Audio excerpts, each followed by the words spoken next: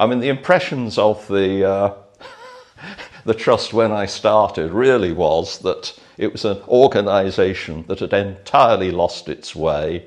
It's lost its sense of purpose. Olav Arnold was the chairman of the trust then. He said, well, basically, we're at quite a low ebb.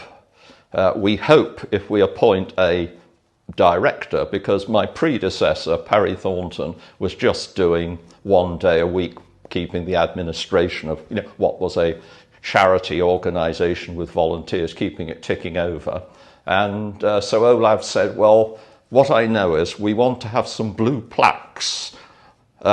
We want to have some publications. We'd like to be more forceful in planning and dealing with planning matters in the city and commenting on them. And really, we just see what you can do. So my first involvement was before I came here. Back in 1971, Leeds Civic Trust held a competition for the design of a fountain in Lands Lane. And I was a student, architecture student then, so I entered it, but didn't get anywhere. Probably just as well, because mine would have involved spraying people with water, I think. So. I met somebody from Yorkshire, and I arrived in Yorkshire in 1972, and it was quite clear that Leeds was a very, very different place to London. And I was immediately struck by it and started exploring it. And I quickly came across the Civic Trust because I was aware of the National Civic Trust, and I was pleased that there was a Leeds Civic Trust, and they were holding an exhibition that basically was entitled "Let's Put Leeds Upon Air," because there was a river running through the city, River Air, and Leeds had turned its back on it. And that exhibition was basically about making the river a focus. And I remember thinking, that is a really interesting organisation to get involved with, so I quite quickly joined. To Leeds Metropolitan University back in 2003 to study architecture. Actually ended up switching and doing building surveying, but met my now husband and started dating him, and his grandmother, Audrey Godsell, actually used to volunteer at the trust. So her and her friend used to come in every Friday and work at archiving some of the old pictures that we had in and around Leeds. So it was actually her who thought it would be good for me and I'd find it interesting, because I've always been interested in heritage architecture, but my career just didn't take me there. It took me more towards the sort of more modern commercial. So she told Kevin Grady, who was the chair at the time, or sorry, the director at the time, and Kevin rang me, asked me to come. I had a cup of tea with him in his office upstairs, and yeah, they say the rest is history. I've been a member, a volunteer, and now chair of the trust. So yeah. I'm a nosy person. I get quite interested in things. I like things to be done right. So when you see things in the city that are not being done correctly, or horrible buildings put up, I thought, no, that's not right. That shouldn't be done. How can I influence that? And the trust was a way, I think, of influencing it. After being a student here in the 1980s, several lifetimes away, I was aware of Leeds Civic Trust as a student, picking up publications at jumble sales. That's before charity shops were invented. I think it was the logo that caught my attention. Everybody loves an owl. It's quite an interesting story. I applied for the job. I was told that I was going to be invited for an interview. Unfortunately, the interview clashed with a holiday I was on. So I was actually in the far north of Scotland. We spent a week in the Isle of Lewis, and then the interview was due to take place in the middle of the holiday. So I ended up travelling all the way around the north of Scotland, around the north coast to the port of Scrabster, where you get the ferry to Orkney. My wife got the ferry to Orkney with our friends. I drove back down to Inverness. I got the train from Inverness to Leeds. I had a day to prepare for the interview, and then I came to this building where I had my interview, which took all day. And then that same evening, I actually flew from Manchester back up to Inverness, drove the car back from Inverness to the ferry port, and then rejoined my friends and my wife in Orkney. So it was a real expedition actually to apply for the job. So I guess you could say that I was committed to the job. So as we evolved discussions with planning and amenity groups and others, so naturally we came to meet the Civic Trust, and it became a very regular opportunity for us to come and discuss our ideas and our thoughts about something with the Trust, even before we started advancing ideas very much. So it's been a sort of a partnership approach from a very early stage in our development. It's true that some of the discussions and debates have been challenging, and it's absolutely true to say that when we have come in to talk about projects, we haven't always obtained the support, but we have always taken away very positive, very informed comments and discussion points for us to help shape our plans for our investments and our developments within the Leeds district.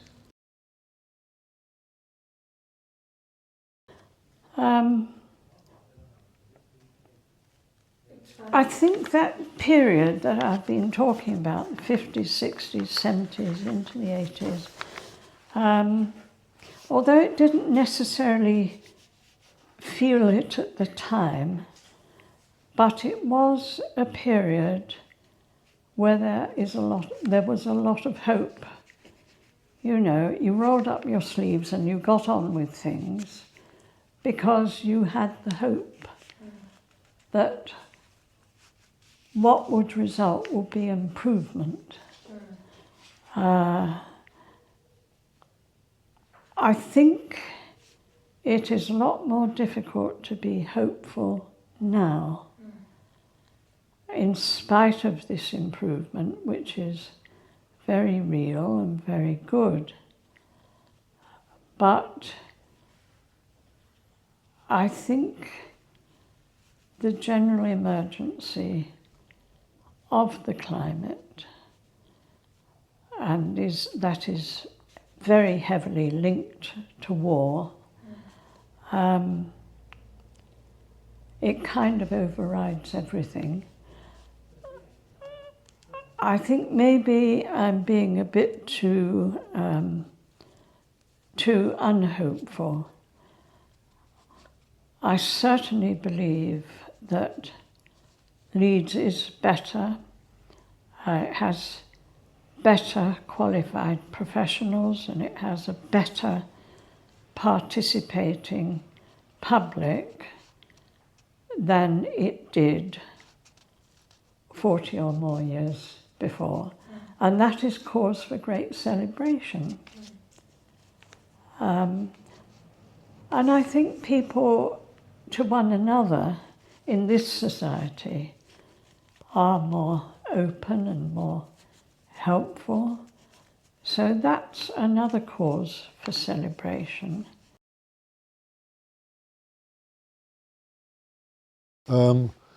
city architect, city engineer used to meet every Thursday in the afternoon. I was the convener and the note taker.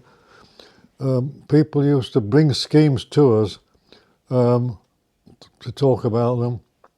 And one afternoon, Ken Potts, who was the deputy town clerk, said, could he pop into the meeting? And we said, yeah. He popped in at tea time, and he said, I've been asked by Royal Mail if we would like to put a slogan on envelopes. There weren't any before then. And so we sat around and we talked about what can we call it, what do we need, and we came up between us, I don't know who it was who decided it, we came up with Motorway City of the 70s. Ken finished his tea, walked away, and that was it. I've had phone calls from people that say, how did it happen? And they're amazed it wasn't a PR company. When I joined the planning committee, we're talking about Leeds, Motorway City of the 70s. It still hung on to that moniker, and that was what was stamped. That was the postmark of Leeds. And the city was growing, but at not a huge rate. It was still in the aftermath of the 60s. There were some dreadful new developments that were coming online, but it felt more like a large town than a city. And that's something I still feel it feels like today. Now, the first one that we got involved in my period was the issue of a property developer wanting to convert Kirgate Market, this wonderful historic market hall and the buildings behind it, into essentially a shopping centre with escalators in it. Now, this was very controversial. The market was going to be put in the basement of what is essentially a new building. The market traders hated it. We were tremendously opposed, but the city council was keen on it as, bringing, car parks and shopping to the city centre. It has finally got a use, having been originally part of the botanical gardens in the Victorian era. We took it on in the 1960s. We've maintained it as best we can over that period, but we've finally got to a point now where we can use it as an attraction and to acknowledge that that's what it is. It's an interesting story. We've worked very closely on several prominent buildings at risk, such as the first White Cloth Hall. The Trust adopting a sort of a campaign advocacy role, you might say with my connivance, influencing decision makers to do the right thing, something I couldn't fully do on the inside. I think also one of the outstanding legacies of the Trust, it's a living legacy because it continues, has been Heritage Open Days, organising, facilitating and publicising this amazing festival, Heritage. This has been running from the 1990s, I think, and every year it gives access to hundreds of heritage sites. It really is the Glastonbury of heritage. Well, I've spent a lot of time thinking about that, and strangely enough, it was the first one, the Crucible of Darts, because there had been a national campaign. This is amazing to think now. And there was a whole full page in the Times about the blue plaque scheme of Leeds and how there was an urgent need for a blue plaque to commemorate darts being televised for the first time. And outside the office here was a photograph of Kevin Grady receiving a huge pile of petitions from a journalist in the Times. And he'd managed to get various well-known celebrities, including Stephen Fry, to say, we need this blue plaque. And the blue plaque was to commemorate darts being televised, and it was in the Irish Centre on York Road.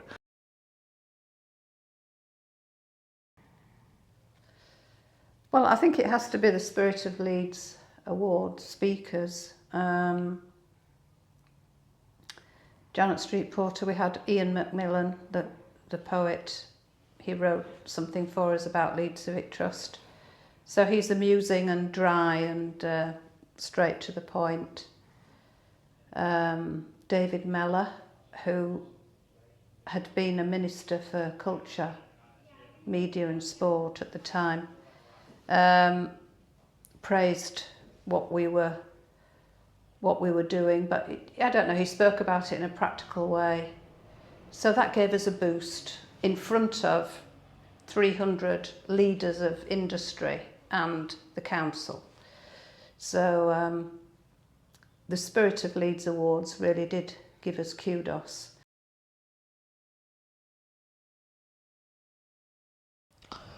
Well, I think it's a very easy question to answer, because without the volunteers, the Trust would never be able to achieve what they do. For instance, the planning committee is entirely made up of volunteers plus Martin plus Alana now. And they work very hard in order to get a handle on planning applications that they've been allocated to look into. So it would be impossible to keep an eye on what's going on and what's planning, what's going through the planning system, and what might work and what might not work in the city. They're invaluable. You get to be involved with so many different people. You know, we have got individual members, we've got our corporate members, we've got our volunteers, we've got the staff, the developers, as I've touched on, that come in and see us, the people that I get to meet at the Leeds City Council.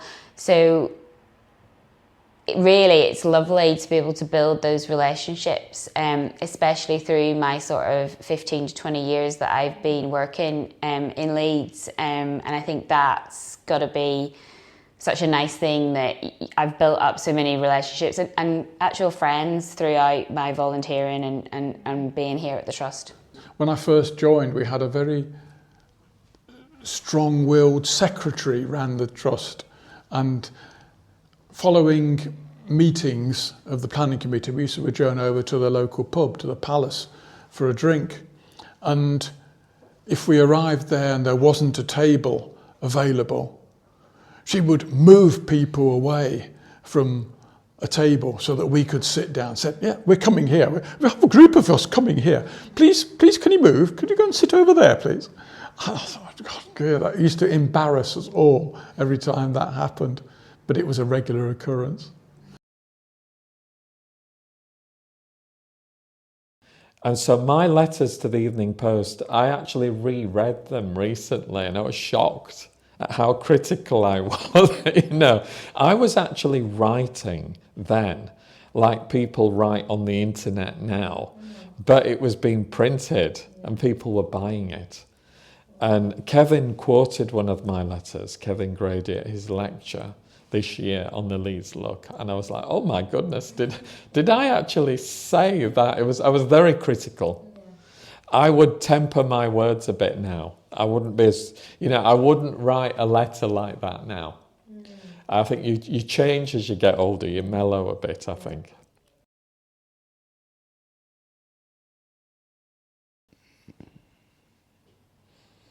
I regret the growth of prejudice.